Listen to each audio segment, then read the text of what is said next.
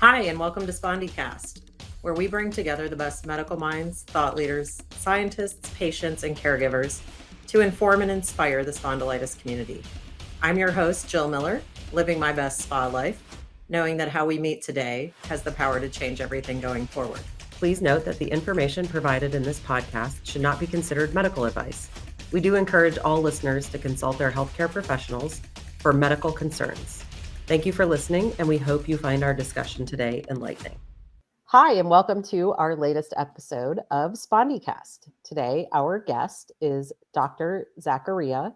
She is a pharmacist and nutritionist with a focus on implementing solutions for functional medicine and personalized nutrition.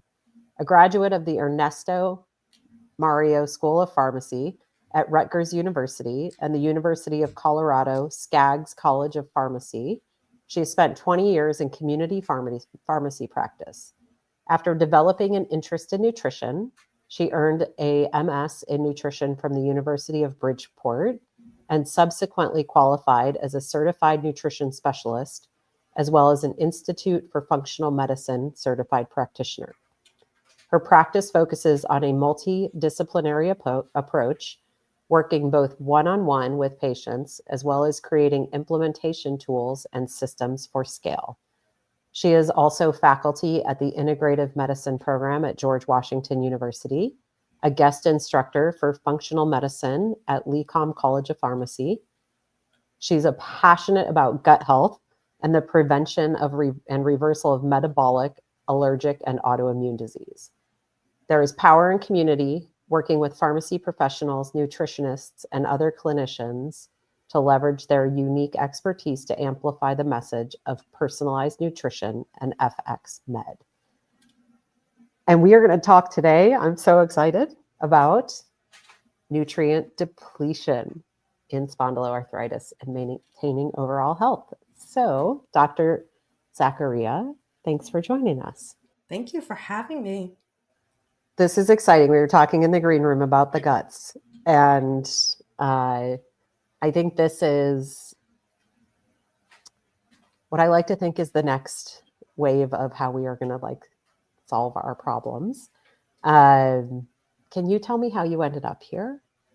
Yeah.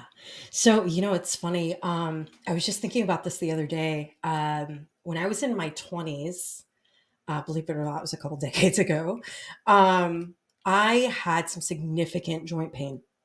I was probably my mid to late 20s. I had just started to work in retail community pharmacy. So I was on my feet all day, 12, 14-hour shifts, typical healthcare. You don't get a chance to go use the restroom. You're, scarfing down your food at any opportunity you get, and basically surviving on caffeine. And at the time I was doing energy drinks, and I would be eating pretzels and protein bars thinking, oh, it was so healthy because at least I resisted the box of munchkins or something like that, Right. And that was my life. And I was a former dancer. I danced through college. I considered myself an athlete. I was still working out a couple hours a day. I still am also a snowboarder. And, I just really thought I was at the top of my game, but yet my joints constantly hurt. And I was eating ibuprofen like it was a snack food. It was just how I got through my day. I didn't even think about it. I would be taking 200 to 800 milligrams just constantly. And it wasn't until I hit my late 20s, I was about 27, 28, my stomach started to hurt. I at first assumed it was probably stress. I eventually get to the doctor, and the doctor basically, does her assessment, goes, well, you're too young for really it to be anything. You probably just have a little GERD, it's a little stress, and, maybe cut back on the ibuprofen. I was like, what do you mean cut back on the ibuprofen? I don't take that much ibuprofen. And it was an eye opener to realize that I was that young and in that much pain. It wasn't really, and that wasn't even it. That wasn't even what got me to stop to really investigate what I was doing or what was happening in my body. It wasn't until I took a yoga class and I was literally crying in downward dog because my ankles and my wrists hurt so much. And I literally just sat there and started crying. I could not believe I'd gotten to the point where I thought I was taking such good care of my body and it was failing me. Now, I don't have an autoimmune disease. I Currently, I'm not in pain. So I don't claim to know what it's like to have an autoimmune disease that is so debilitating to your joints and to, that causes pain on a regular basis. However, that was what was the eye-opening moment for me to start to really dig into and figure it out. That instigated a snowball effect where I just started to investigate everything. And that's actually how I ended up learning about nutrition. That's what was the spark for me to go get my master's and become a board certified nutritionist. That's why I started talking to about nutrition at every chance I got, to the point where people were like, all right, already, like, fine, like we'll start thinking about nutrition. And that's what really got me down the road of functional medicine, and to where I started to understand the relationships between things like the microbiome, things about chronic inflammation, how fragile really that balance is. And I think about a lot how often those things are ignored. Those early signs and symptoms are ignored, and we sort of just live with it. It just became so second nature to manage my pain in that way.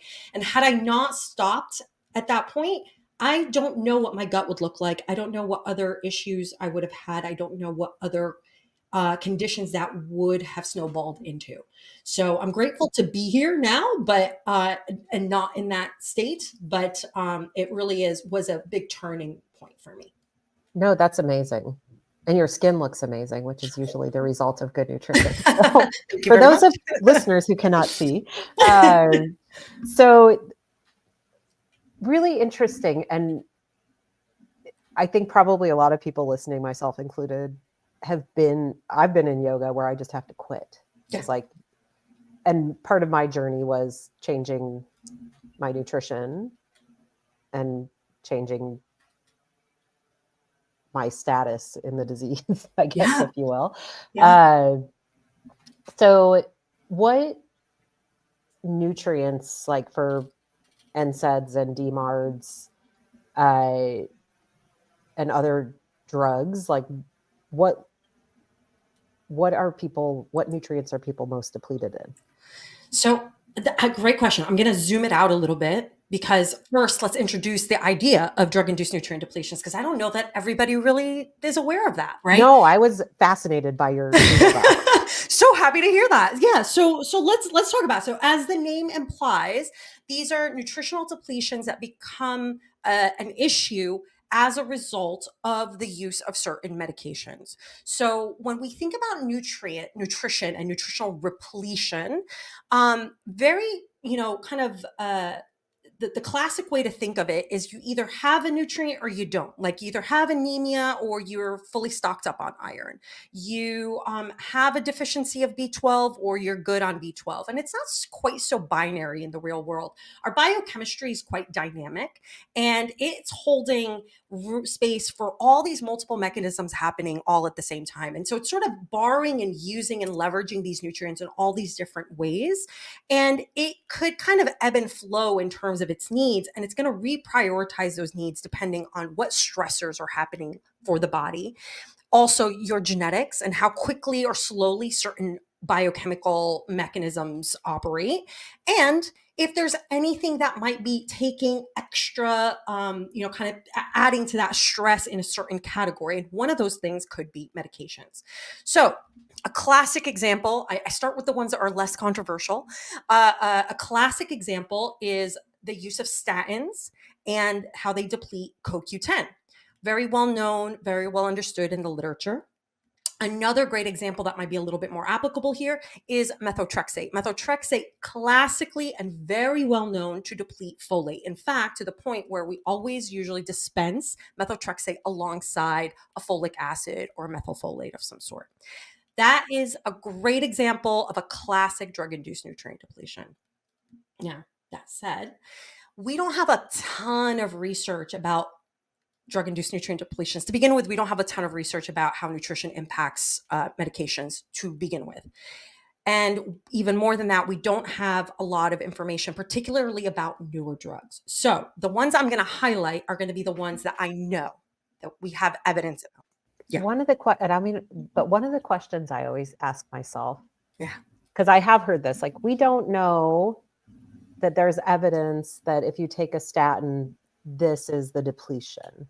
Yeah. But, and I'm picking on statins. Yeah. But for example, if you're taking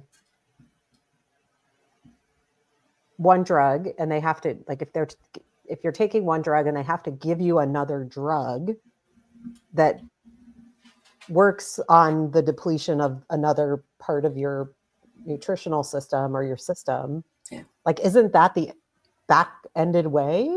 Like, I always call it treating the treatment. So the question isn't necessarily always, does it impact that mechanism? The question is, do we need to treat that depletion? And that is core to the allopathic way of thinking about nutrient depletions. So, and that's traditional that's the traditional, conventional Western medicine approach is, do I have to treat it? Is it significant enough to treat it? Look, when you zoom out and you look at the history of nutrition, it is a baby science. Compared to medicine, it is a baby science. Pharmaceuticals are kind of young, but they actually even piggyback on herbal medicine. So even that has an ancient wisdom and a history to it. Sure. In fact, we derive a lot of our modern pharmaceuticals from understanding the mechanisms of those herbals, statins being one of them. Red yeast rice is how we understood how to develop statins. So it's a great example there. We'll keep picking on statins. The difference is that in the way we approach allopathic medicine, particularly in the way we approach the research around pharmaceuticals, we want to know if we need to develop a drug to then counter that mechanism, right? So methotrexate is a great example. We decided in the guidelines of the way that we prescribe it that the folate deficiency was so significant that we have to replace the folate when we prescribe it. With statins, that's not part of the prescribing protocols. In fact, that's kind of contested whether or not there actually is a need to always give a CoQ10 with a statin. There's reasons why you may not. I'm in the camp of why not give the CoQ10 if we think that could be protective. It's such a powerful antioxidant. We already know that's part of the mechanism of the statin to deplete it. Why not go ahead and protect the mitochondria and protect that person's metabolic function in that way? That's not necessarily an allopathic piece. And that goes back to understanding nutrition on a spectrum. That goes back to understanding that nutrition is not binary. It's not you're completely out of CoQ10 or you're completely perfectly replete in CoQ10, that there's actually a vast continuum in between absolute deficiency and a need for supplementation and fully thriving and having the optimal amount of that particular nutrient, right? Yes. So we don't study that. There's not funding. And I encourage anybody who feels the way we do about this, please start talking about this, because the only way we're going to get research around this is that we all start advocating. So to all my colleagues who are interested in this topic, please, let's start advocating. Let's start working together to develop more research around this topic. But at this point, the research, if we're going to be evidence-based, which we always strive to be, does not have a lot of power to it yet, right? So I can't speak, for example, to nutrient depletions and biologics. We don't fully understand it, frankly. We barely understand how the biologics work, frankly. So we need a little bit more emphasis there. But where I would actually encourage us to continue to shine a light, and I think we can still do a lot of good, is number one, talk about the ones we do know. We use NSAIDs a lot. We use pain management a lot. We use things like methotrexate, sulfasalazine. We understand the impacts there. And let's zoom out and let's start thinking about ways to protect gut function, to improve nutrient absorption from our diet, to target supplement. Let's start thinking about the more functional aspect of the way our immune system handles those nutrients. How do we optimize? How do we turn that lever up all the way so that we're optimizing the way our immune system is interacting with our metabolic function? Yes, that would be amazing. Let's do it. I'm in. We start Tuesday. Okay. We ride at dawn. Amazing. So let's start. Can we start with NSAIDs as a great example of this? Because I do think it sort of helps us kind of see that full picture. Because number one, NSAIDs very well known for the damage that they cause to the GI tract. We saw it in my example, myself, just 5 years worth of chronic NSAID use, and it was already wreaking havoc on my GI, right? We know that chronic use of NSAIDs leads to GI bleeding. We know that chronic use of NSAIDs could also upset the microbiome balance, which is really important aspect of managing inflammation and autoimmune disease, period. We also know it shifts the stomach acid and it shifts the production of digestive enzymes, which is ultimately going to impact a whole lot of different nutrients. But very specifically, it can impact the absorption of things like B12, iron, right? Really crucial nutrients, very basic foundational crucial nutrients, in addition to that larger sort of picture of impacting nutritional absorption and nutritional utilization. Yep. Right. So my approach is always like, okay, well, I'm not going to tell somebody who's in pain to stop taking an NSAID, right? But how do we manage the inflammation more upstream? How do we start to think of the inflammation rather than a deficiency of ibuprofen or a deficiency of naproxen? How do we start to think about it as to what's causing that inflammation, what's causing that pain, what's happening in terms of the inflammatory response, what's turning on that signaling, and why is the signaling that's responsible for neutralizing that inflammation, right? Those resolvin mediators, why aren't they turned on? Right. Right. So to me, that's the upstream approach. It's yes, let's acknowledge the depletion. Let's go ahead and start measuring somebody's like folate and their, B12 and their iron. Let's just regularly check people's nutritional status and nutritional profile. Let's not dismiss their stomach pain and just give them a, OTC antacid or a PPI or something like that. Let's start thinking a little bit more holistically. Let's actually improve their pain. Let's reduce it. Let's reduce the reliance on the ibuprofen while we also address their gut function, their dietary absorption, and target those nutrients if we need to. That's it. That's all we have to do. That's it. So simple. That's Not it. a biggie. No. Not a biggie. Not a biggie. I mean, if you really want to get into it, like there are probably a little, it's beyond that, right? Because there are a few different nutrients that we have to think about. We have to think about, for example, vitamin D, which people probably, bone health, sure. But vitamin D is like the conductor of the immune orchestra. Right. Right? Like if you could only hear me, since when September 1st rolls around in the Midwest, I talk to people every day, my kids. Have you taken your vitamin D and fish oil yet today? And anytime they'll say something to me all winter, I'll say, well, are you taking your vitamin D? Because if not, it's going to show up at your doctor's appointment. Jill, how are we not friends? Because that's all I do starting on September 1st, all the way through March. And all I talk about is, did you check your vitamin D levels? Did you check your vitamin D levels? And, and it's crazy because it's hard to remember and everything. And I used to feel like I compelled to take it at night. And my doctor was like, just take it with your coffee. Who cares? Like it will get into your system. I would argue that's when you should take it. Because if we think of vitamin D as a hormone, your circadian rhythm, your morning hormone is your vitamin D, your evening hormone is your melatonin, right? So it's actually the counter of that. So I would argue the best time to take it is in the morning. So have it with your coffee. Absolutely. But like the vitamin D thing it's out of control, the epidemic. And I say it to employees. When friends of mine come to me and they're miserable, I'm like, are you taking your vitamin D? And Did you remember to take your vitamin D? Is that why you're so cranky today? Or I'll be like, I've actually had friends go, well, my doctor said it's kind of in range. And I'll be like, well, what does your B12 look like? And I don't get medical advice. But when you look at it, it's like, well, if you're at the very low end of the range for everything, you can't be feeling awesome.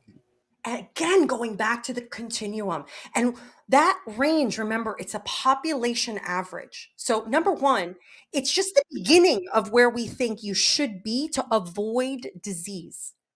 It does not take into account, number one, what it means to thrive and to actually be optimal and to have all the resources your body needs to actually be in balance and be in check. And number two, it also doesn't account for your particular biochemistry and what your body, so you might need a little bit more than somebody else, right? Or you might need it in a particular form or a particular dose, right?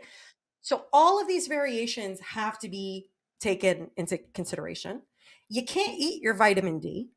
You can. It's hard though. Like you have to eat like a lot of sardines and you have to eat like salmon with the bone and You have to take your mushrooms, stick them out in the sunlight, let them like really build up their vitamin D, and then eat that. And even that has to convert from D2 to D3. So it's hard to eat our That's a fun little trick. I love it. But your body still has to convert it from D2 to D3. And D3 is the most active form. And again, depending on your genetics and your physiology, you may not do an awesome job converting it, right? Huh. You need your kidney and your liver to be optimally functional for that to happen. Not all of us have 100% operating, kidneys and livers, right? There's different reasons why supplementing might be what you need. You live in the Midwest, you live like me in Jersey, where it's like cold and dank, dark most of the year, right? You need to consider what those levels are. And I don't think that could be emphasized enough. You mentioned omega-3s. That's another one. A lot of people in the US don't like fish. They just don't want to eat it. I'm never going to force anybody to eat something that they hate, hold their nose and like suck it up. I I'm know. not going to do it. I'm just not that kind of nutritionist. So that means that you're going to have to commit to taking a great fish oil, right? Maybe an algae oil could work, but fish oil to me is the optimal, because what happens is those fish, they do all the work. They eat the little algae and they convert the essential fatty acids from ALAs and linoleic acid, and they convert them for you in their little factories to EPA and DHA. And those are our anti-inflammatory fats. And because they're doing the work, we don't have to do the work. Humans aren't as efficient at making EPA and DHA. So if you really need to optimize your levels of those end products, you need to be eating fish and or taking a fish oil. So you just swig. I swig out of the bottle some mornings. Or you can squig out of the bottle. And honestly, a high five to anybody who loves cod liver oil, because that's even better, because you're getting your vitamin D at the same time too. You're getting vitamin A in there. Some people, again, they can't stand the taste, the flavor, the idea of it. It turns them off. I just want you to like be consistent, and however we can work together to make that happen, I'm stoked. Yeah. Well, okay. So I have can I go like in the weeds? Yeah, please. Let's keep going. So, and you and I could do like 10 episodes. I feel like we can talk all night. Like this might be dangerous. We might, this might be a double. Okay. So one of the big questions I have looming from a nutrient depletion standpoint is GLP-1s. Yes. Can we talk about that a bit? Of course we can. Okay. So, and I'm going to share, maybe overshare, but I turned 50. I gained some weight. I was like, please, can I get the GLP-1 or semaglutide, right? Mm-hmm. Yep. It's one of them. Yes. Same buckets. Yep. And after 2.5, 3 months, I was like, I'm miserable. Oh. I don't feel like myself. I'm not eating right. I'm not putting the right nutrients in. Yes. Did I lose 12 pounds? That was great. Yes. All of which I have effectively gained back in 5 weeks since stopping it, but might be my fault. But my question is, do we know obviously if we're not consuming food, that's not helpful. There is other things going on with GLP-1s, which I imagine cannot be good for your gut biome. Yeah. And I mean, I'm a believer, right? Like your gut dictates your neurotransmitters. And like, I was like, I feel depressed. Yeah. I feel in 4 weeks, I feel like a new human. That's so fascinating. And I love that you noticed that you weren't fueling your body. Yeah. Because people miss that. Can I tell you an anecdote? It actually just happened this weekend.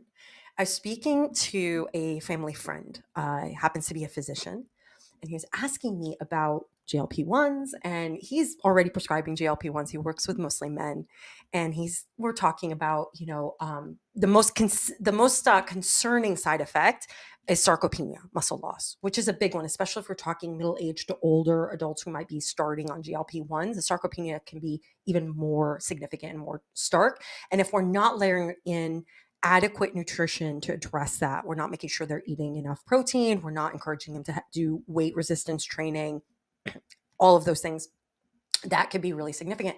And he said something that I thought was really interesting. I said, I made a comment that, yes, in addition to that, I notice that folks don't tend to be motivated to eat healthy anymore. They see the weight dropping. They no longer feel it necessary to pay attention to how much fiber they're eating. They're not paying attention anymore. Are they eating a salad today? They don't want to fill up, frankly, on higher fiber, higher density meals, right? I couldn't. I would eat like a packet of plain oatmeal every 2 days. Otherwise, I had no room. I would feel sick to my stomach. And that is probably, yes. And that's And probably, it works it's not different for everybody. others. Yes. No, I was going to say, that's I know it's probably not on the everybody. higher end of the extreme. But to some variation of that, I'll have somebody say, well, I know I need to eat my protein, but I don't have room in my belly to eat the chicken and eat the salad. So I'll just pick at the chicken, right? And now they're not eating the salad anymore. What happens when you don't eat your salad? You don't eat your color, you don't eat your fiber. You start starving your microbiome. Now, one of the side effects of GLP-1s is also shifts in motility. That means that your motility starts to slow down. That's part of the reason you're not as hungry. And that's why, Jill, you were feeling so full and you couldn't eat anything. That's part of that effect, right? It's turning on the satiation pathway in your brain and telling your brain, I'm full. I can't fit anything else in my belly. Because literally, What it can't is that move it dopamine? It's well, yeah, it's interesting you're thinking of the dopamine. So dopamine is that kind of feel-good hormone that helps us feel satiated. Very often we're chasing dopamine when we're chasing a lot of like sugar highs or something like that. But no, it's actually more specifically leptin and ghrelin. It is. Okay, so it's the V-Shred guy. He's right. Yes. He's been right for 10 years. Yes. Okay. Right? So it's because we're turning on that hormone pathway, that's now shifting your perception of your fullness, but it also literally is slowing down your motility. We have a peristaltic effect that basically it's like a little massage that comes down your digestive tract. And that massage, that peristalsis moves things down. It moves food through your digestive tract. And when that slows down, you just can't move things along. When that slows down, it also starts to impact your microbiome in a different way, right? So now you're not eating your fiber. Your stuff isn't moving through like it should. You're possibly not even pooping as often as you should. And that's a real red flag for me, right? That's okay. So that sounds familiar. Sounds familiar. So all of this is starting to then impact your nutrition in general, right? So imagine you're on this for like a month, 2 months, 3 months. All the nutrients that you normally would be eating tanked, right? Your microbiome tanked. To your point, all the neurotransmitters, all the serotonin and the dopamine and the melatonin and all the things that we make in our digestive tract because of our microbiome tanked. Yep. So what's that going to do? You have no energy. Your poor little mitochondria are starving, right? Because we're not giving the body the fuel it needs. We are so going back to my story. So I sort of make this observation and I basically say, people feel like they're not invested in what they're eating anymore. And so it's really challenging to coach folks who are seeing the weight loss. Yay, I'm so excited you're losing weight, but I really need you to eat more vegetables. And they're like, well, I just don't feel like it. And honestly, I'm not that motivated to eat them anymore. So what happens if they're on the GLP long term? What happens when they stop the GLP? They never developed good eating habits. They never learned to eat healthy, again, because the motivation to do so was never there.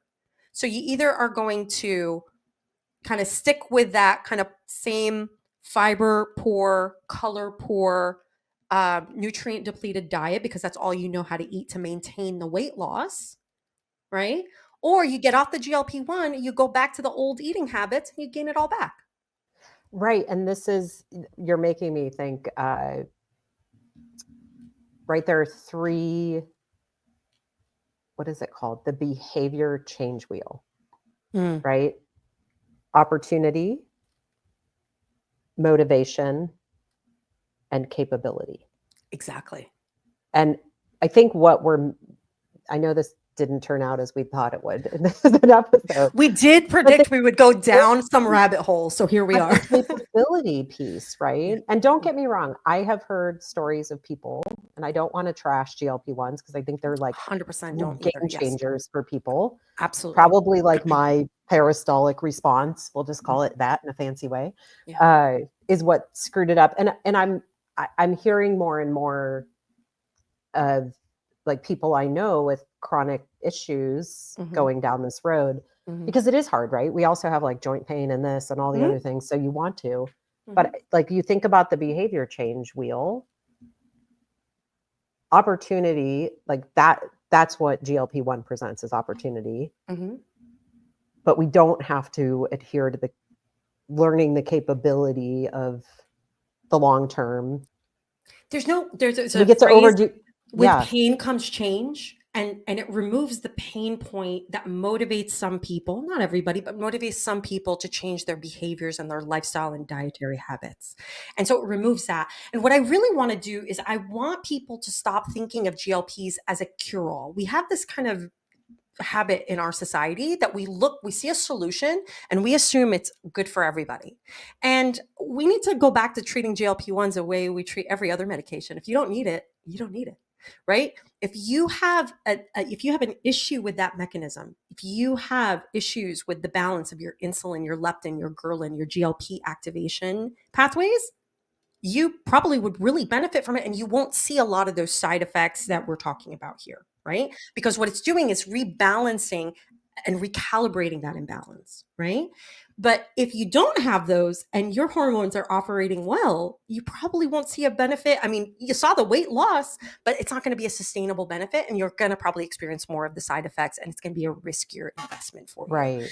I will make a comment because there is some interesting evidence out there that low dose GLP can be useful in some folks because of its anti-inflammatory properties, and it can That I've heard. jumpstart Yes. some mitochondrial function, but that's low dose. So just like we think of naltrexone, low dose naltrexone and low dose naltrexone operate very differently, right? They're going to do Or like different things. methotrexate, right? Right. So again, the low dose component is really important because it's doing something a little bit differently at a subtherapeutic dose that is going to act and behave in a different way. So that's a different conversation, That's but kind of cool though, that's a different opportunity. right? This is where maybe it helped. Okay. I would buy that. Yeah. And again, that's still new. We're still exploring that. I would still argue, dip your toes in with some caution, but there's probably a place for somebody who might be experiencing weight gain, who might be experiencing, your gut isn't in a good place. I would say if you're that person that has constipation and GI issues and IBS, I'd be a little bit hesitant to go in that direction. If you're pre-diabetic, this might be an option for you. If you're experiencing joint pain, this might be an option for you. So it really, again, goes back to this crazy notion of a personalized approach, right? Boom, you Crazy. landed the plane. And let me add one more thing. You mentioned you turned 50. Happy belated birthday. Thanks. And I think Menopause. I was just going to say, Well, this one of is the things we right. don't talk about is menopause. Right. Perimenopause starts 10 to 15 years before you actually land that plane in menopause. Yes. Right? Okay. So yes. those fluctuations in hormones from your late 30s to menopause, to an actual, diagnosed menopause, Yeah. that in and of itself not only can shift your immune system response and change the way your autoimmune disease shows up, it also changes the way your body holds on to body fat, Oh, yes. shifts your metabolism, right? And your It's all digestion. of it. Yeah. And it's your, like, it's everything. And I'm making notes to send to Jason on, like, can we do an episode on menopause? Because we haven't. You We need Drew absolutely Barrymore or have somebody. to. I'll be the first one. Yes, I'll be the first one that's sitting front row and center for that. Things that Yes. like, I actually had a conversation a few weeks ago with someone, this is way in the rabbit hole, but a recently like divorced male who's talking about, having his next partner. And I said, well, it doesn't really matter, because once you start dating us at like 38 or 39, you just got to like buckle up for menopause. And he's like, what? Like, I don't really even understand that concept. And I was like, how could you not understand that concept? You've got to have a perimenopausal wife.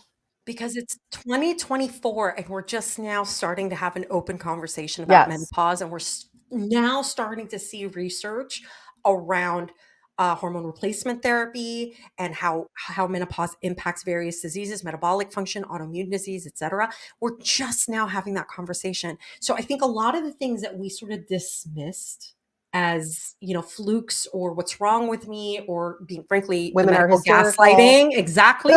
Yep. All of that is now starting. It's like the aha moment of, it's those are normal hormonal fluctuations. And look, let's back up and just say, like, there's a lot we can do. There's lifestyle changes that we have to really impress. There are, factors like making sure that we're using like herbals in a way that can really help support hormone function and balance, supporting our adrenals. Our ability to manage stress in those years is not what it used to be. And it's not what it's going to be once we cross the line for menopause, right? Yeah, you're Putting the making me ball think. down, pulling the ball down and actually allowing time for rest, which is not often something most women in our society have the opportunity to do. Right? And then on top of all of that, what's the role of hormone replacement therapy and what does that look like through that process? Well, and this is something I've been thinking about. I've been doing the last 4 or 5 weeks since I decided I needed like emergency 911 to my system. Yeah. The first thing I did was like take a week off. You. And do like 4 hours a day of yoga and meditation. And one of the things I'm like thinking is, right, like, and I don't know if you're a meditator, but when you get into, okay, one of my Ayurvedic practitioners, she talks a lot about like at the end of the day, right, we move through our system, all our systems come together and like it's pee, poop, period, out, right? And you think about that in context to, we're going to get like yogic here, but your chakras, right? You want to like, you have to move everything out. And we know like a lot of our energy comes from those areas, but we don't want to talk about them. Maybe we're going to do like a 10-part series on the P's, especially for middle-aged women. So the P's for middle-aged women. That's the title. Done. Put it in the books. I was thinking about this in my yin yoga. I was like, I'm like trying to get like, okay, how do I get like my lower chakras to open? I'm doing all these heart openers. That's great. But like, how do you get your lower chakras? And it's like what you're eating, what you're drinking, how it's all moving through your system, and what your nutrients are that support all your various systems. And it is very personal, right? Like, I think this is where I think functional medicine and like this is where it's all moving. Yes. And exactly. the more information, and we were just talking the other day within the spondylitis group, a group of some of the board members, about like this is the future. If we can figure out, and you said it, right? Like you get your, and I'm going to bring us right back into out of the weeds. You get your results back and you're like, oh, my B is a 390, but 400 is acceptable for, and you're like, but I can't feel my toes. Right. So don't tell me it's acceptable. Right. So, but is this personalized medicine and some of new panels? I mean, is that something you're seeing in your work? Yes. I want to go back for a second, and I promise I'm going to come back to this and it ties in. But you said something about, the chakras piece and the sort of moving things out.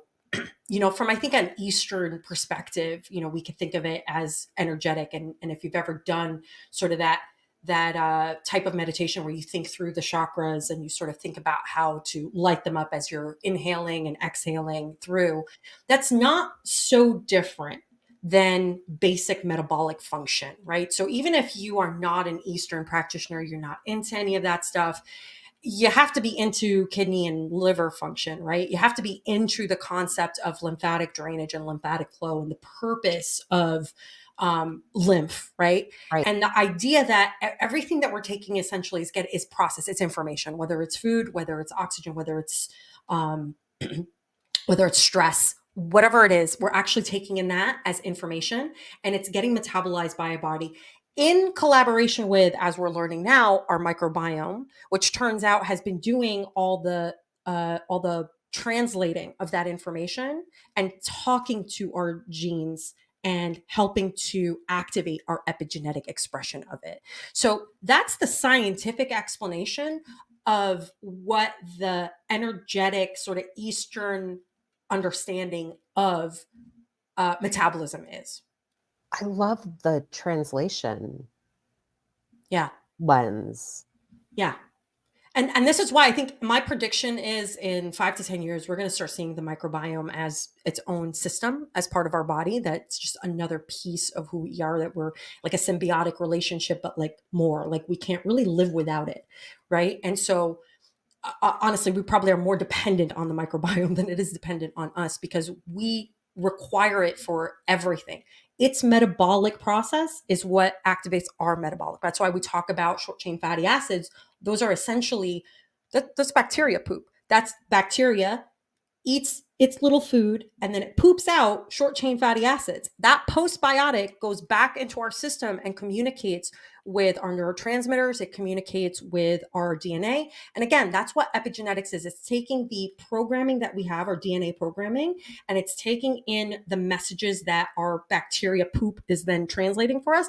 And it's, I mean, I'm oversimplifying, but essentially that is what says, turn off this gene, turn on that gene. And in the case of autoimmune disease, it's saying, oh, there must be a danger out there. We must protect this person at all costs. Let's turn on all the inflammation. Don't stop until I say go. Wow. Sorry. I'm like, but this is fascinating. I couldn't agree more. Now, how do you quantify that in an 8-minute medical visit? That's the question. So is this where we're going? Yes. Right. Do we have currently the tools in our system to apply this at scale, to take every single piece of data from every single person? We have trillions of bugs, right? How do you quantify that? We're just scratching the surface and understanding this relationship and how that's communicating plus you add the added complexity of our DNA and our environments, right? And our unique physiology. This is going to take a minute for everything to catch up, for us to really figure out how to do it. Now, you've got the people that are very pro AI saying, hey, with AI, we're going to really expedite this. We're going to be able to crunch these figures very quickly and be able to translate that to really personalized approaches for people. I'm optimistic, right? We're not there yet. We don't have that capacity yet. I mean, this is a whole nother episode, right? I'm 100%. And we don't need to go down that rabbit hole. Yeah, but I'm basically saying with a firm in Europe on data privacy. Yes, exactly. So it was a can of worms and that. Yeah. So, but just sort of saying like, this is sort of what we're dealing with. So yes, do I think that we're moving in that direction? Absolutely. I think we are getting there. I'm more and more, look, 10 years ago, I would be at, a general conference and I would talk about the microbiome and I talk about leaky gut. And I was like the weirdo with the tinfoil hat that was like, I don't know, laughed out of the room, right? Yeah. Fast forward, I can go to any academic conference and we're talking about the microbiome, we're talking about intestinal permeability, we're talking about the gut-brain axis, we're talking about the gut-kidney axis, right? We're talking about all of these interrelationships, right? We're finally talking about pharmacogenomics and nutrigenomics beyond just sort of like this idealized approach, right? That there's this perfect solution to use that information in some sort of prescriptive way, right? We're getting there. We are getting there. It's just going to take a little while for us to kind of move that needle forward. And this is why I think it's really important for patients to start to understand, start to self-advocate, to take the evidence that we do have, the practical information that we have now, and start to apply it, right? Those foundations are never going to go away. The important parts are never going to go away. We might hopefully have tools that help us to put fuel on the fire and help to get us there faster. But right now we know we can help to really co-manage autoimmune conditions, reduce inflammation, improve pain management with these foundational strategies. And for each one of us, we might find a little bit of a different solution, right? That is going to work a little bit better for us. Things that are non-negotiables for you, other things that you can let go of on the busier days. But at the end of the day, I think it always kind of go back to the core, right? I told you I used to be a dancer. So in ballet, we say, go back to the bar, go back to the basics, right? That's what it comes down to. Yeah. That's it. Okay. One thing I want to touch on And we should wrap up so we can get just shy of 2 episodes, and then we'll book another episode. Amazing. For people listening, because what I don't want to do is scare someone into thinking they're nutrient depleted, but are there a set of warning signs that your body would give you awareness to potentially? That you might have a deficiency? Sometimes. I wish I could say that there's always clear signs. Right. Very often, by the time you notice a symptom, you're probably quite depleted. So I'm going to start by saying the first thing we can and should do is screen for nutritional deficiency. So going back to that idea of let's get some lab work done. Let's do a better job at testing our blood chemistry specifically for nutrition. Right? So a lot of times patients will come to me and be like, oh, my doctor already did my labs. They said there was nothing wrong. I was like, okay, that's cool. I still want to see them because they're not looking at them to look for any nutritional depletions. They're looking at them to make sure you don't have a certain disease. And you may not, but I might see some patterns that might indicate that you might be low on certain nutrients, or that might signal that we should maybe dive a little bit deeper and see if there's something worth exploring there, right? So that's number one. Let's do a better job of using the blood chemistries we have. And number two, let's start digging a little bit deeper. I think it's kind of silly. Vitamin D is not standard. It's not a standard blood panel. Your doctor has to go out of their way to ask for it in most institutions. That's number one. So advocating for a vitamin D panel, easy peasy. Number two, iron. Iron is not a standard thing that we check for. What we usually do is get a CBC, and you can diagnose anemia with just a CBC. However, you can actually see if there's any evidence of inflammation, chronic infection, or iron deficiency early on by getting an iron panel. Super simple. It's usually really cheap too. Your insurance may not like it.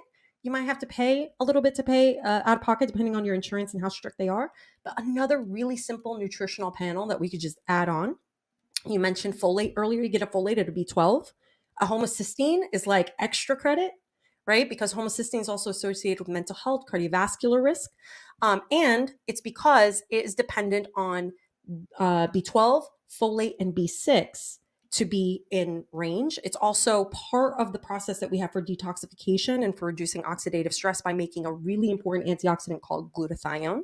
So it could give us some clues as to how your body is metabolizing and how it's potentially getting rid of toxins. It's not going to give us the full picture, but it's a great clue, right?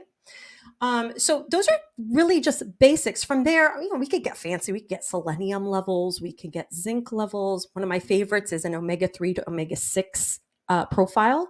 That gives us an idea of what your balance of omega-6 to omega-3 is. I mentioned earlier, it's really hard for our body to make EPA DHA from its precursors, right?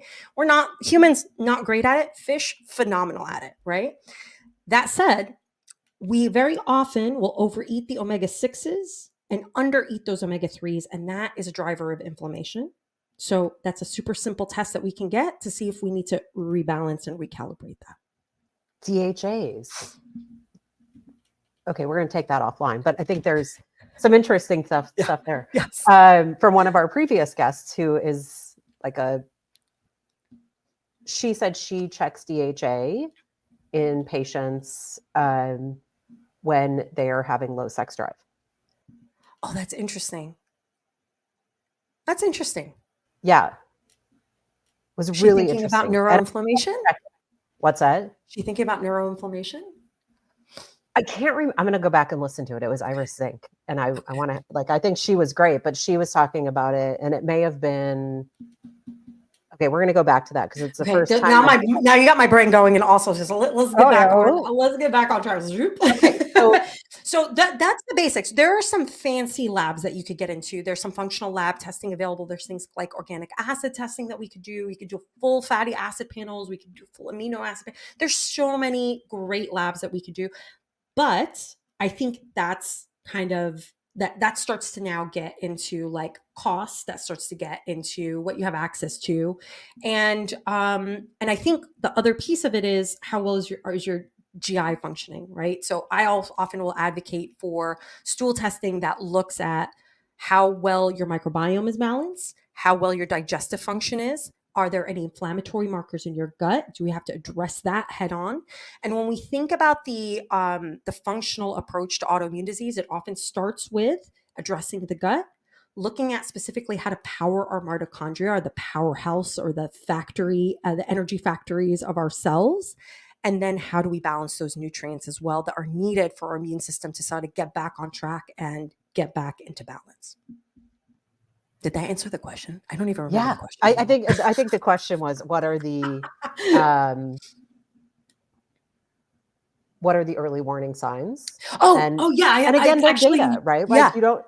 maybe we don't know ourselves what I the do early want to warning talk signs. about other warning signs, actually. So testing is the ideal approach. And like I said, I sort of say, like, sometimes once the signs come into play, you might be like, we could have caught it earlier, basically. Ideally, we would check your labs and we would sort of nip it in the bud there. However, things like fatigue, this is why I think iron panels are really important, right? Differentiating if you have a thyroid issue or an iron deficiency anemia. And if you have an autoimmune disease, you often will be at increased risk for other autoimmune diseases. So that could be something like a Hashimoto's or an IBD or anything else that might get to potentially also impact this whole metabolic picture too.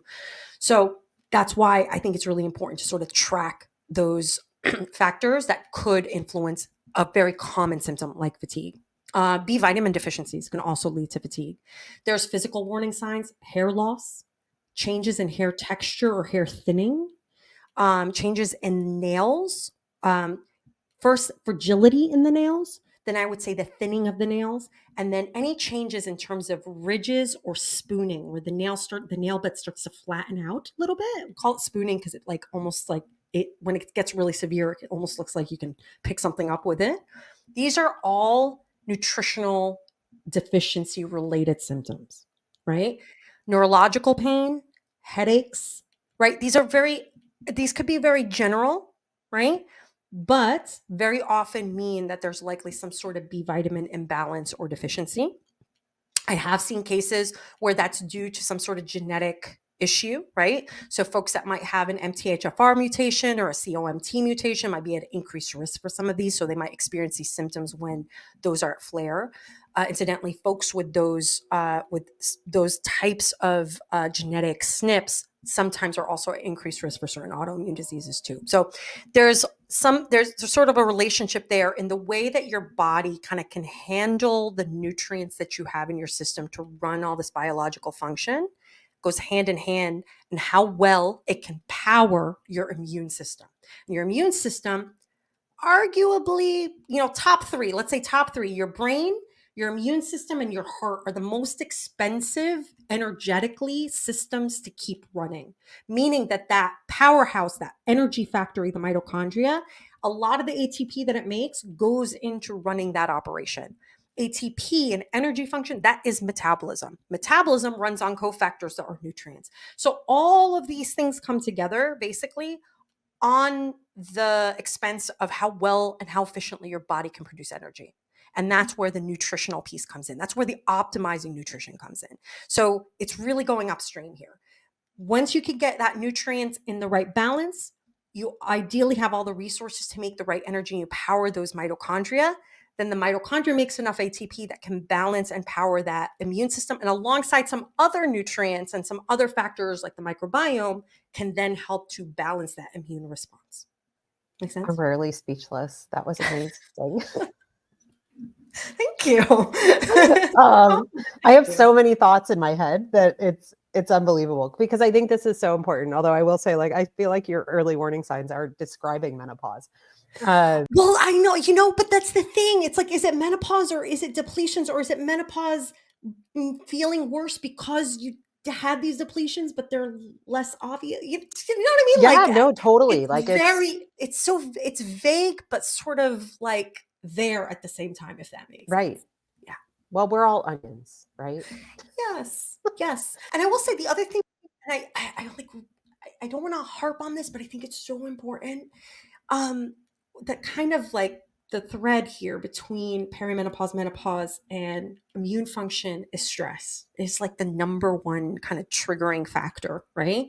And again, our resilience and our ability to take the ball and run with it, handle multiple things, multitask, outperform, everybody else, right? Like do all the things, be that reliable person, be the backbone of the family, all of those, the emotional labor that most of us have to carry day to day, that starts to decline as our hormones start to shift. It's almost like the body is saying, I need you to sit down for a minute so I can work this stuff out. And our adrenal function and the hormones related to our adrenal function, as well as our thyroid function, are going to be at max capacity during this period. And what we rarely have the opportunity to do, particularly in our late 30s, into our 40s, into our 50s, juggling work, family, all the responsibilities, is to have that moment to sit down. And so it's not crazy to me that that is going to really pull on those resources. And that's why a lot of those symptoms are going to start to show up more blatantly. Because I always think of it like these are superficial things. Like I always joke, like people come to me for superficial reasons, but at the core of it, there's something deeper. They come to me because they're losing hair. They come to me because their skin doesn't look great. They come to me because their energy is not awesome and they're not performing as well in Pilates or whatever. But really at the core of it is all these other imbalances that this superficial stuff is starting to crack, right? And so I think this is a reminder too, to be gentle with our bodies as much as possible, to start to speak up for ourselves, to start to say no, to start to be a little bit more assertive in what we can and can't handle and in delegating responsibilities and really honoring that rest that our body is asking for. Yeah. And I think I'm going to steal it from someone else who was a guest with us, but it's like finding what fills your cup and doing that. Yeah. And it's not easy, but you're right. There was, what was I watching? Oh, I was watching a rowing video last night. The guy was like, I'm going to give you 7 days to kick out, whatever. But I'm watching it and he said, if you're going to do rowing to lose weight, you have to ask yourself, I'm going to do this because, and he said, and until you can answer the reason you're doing it for yourself, keep asking the question or the reason you're doing, what you're doing it for. And when people ask me things, I always like, I'm doing this because I want to feel this good when I'm 80, right? Yes. That's my standard answer. Yes. Right now, I want to feel better than I feel right now when I'm 80. But I think those are the things that we do have to give ourselves the rest and the peace and and especially those of us with autoimmune stuff, right? Exactly. It's true for everybody. It's also especially true for autoimmune disease and also extra true for those with autoimmune disease going through perimenopause and menopause. Yes. Okay. Well, on that note, I think that leads us to like episode number 2, 3, and 4. That's your teaser for that menopause episode. Yes. What did we miss? There's so much going on in this area that yeah. I feel like honestly we can talk about this forever. If I had to, I think the things that, we started to talk about specific nutrients and things like that. I kind of want to zoom out and just sort of give like my overarching prescription. Obviously, this is very general. Everybody's is going to look a little bit different, but I want to sort of really like nail this point home that whether or not your autoimmune condition is managed with medications or not, whether or not your medications are working, right? Regardless of what the status is there, if you're in remission, if you're still in an active autoimmune phase, there's something that could be done from a lifestyle component that can help support that. Let's not minimize sort of the impact that has. We want to think about factors that reduce systemic inflammation, right? We start with the gut. We talked a little bit about how the GI impacts inflammation. So starting with really feeding the gut, I talk a lot about eating the rainbow as like a super simplistic way of giving it the fiber and the color and the polyphenols and the antioxidants that it needs to really function optimally. We talked a little bit about omega-3 fatty acids and whether you're eating your fish or you're supplementing EFAs, those omega-3s and particularly something called SPMs or pro-resolvin mediators are really important when it comes to balancing that immune response.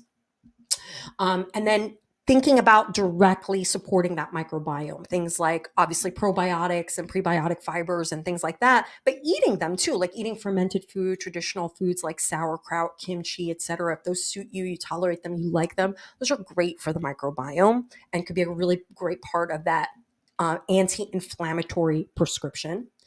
I think it's also important to think about general nutritional optimization, the things I sort of, again, there are certain drug-induced nutrient depleters where we started this whole thing, right? There's certainly drug-induced nutrient depletions, and we focused a little bit on sort of the anti-inflammatories, but depending what else you might be taking, that could impact your gut, your microbiome, your nutrient absorption, as well as specific nutrients. So addressing those directly can be a very, simple, low-hanging fruit. But I think even expanding out, making nutritional assessment a bigger part of your annual, assessment or annual visit.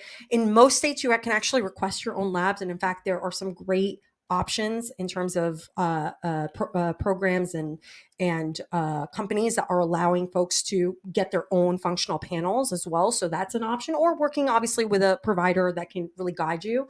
But know that there are options out there to do a better lab assessment to get your nutrition levels, and that way you could target it. But even starting with a basic I like multi minerals, and then adding a B complex, and then targeting things like vitamin D, for example, if we need to. So that's sort of like how I like to start as a foundation. I like things like greens and antioxidants because they're super easy to add into your daily routine, and they help support antioxidant levels, glutathione levels. They lower inflammation. And then, of course, omega-3s are a great add-on there. And magnesium. Magnesium is a must go to. If it's not in your multi, you should be taking magnesium. And then all the other factors, stress management, we talked a lot about sleep, exercise, all those basic foundations have very direct, very measurable, tangible influence on both autoimmune, inflammatory function, and of course, overall well-being. So I think, again, finding your way there, picking sort of one of those threads and following it would be my way to go, and personalizing it so that it works for you. And above all, that it's doable, it's sustainable. It's not adding more pressure or stress on your life. Wow. Okay. Do you have a blog or something? I do. I do. I have a blog. It's just my name, larazakaria.com. And I also am very active on social media on both LinkedIn and Instagram is where I'm the most active. And I talk about all the stuff all the time. Okay.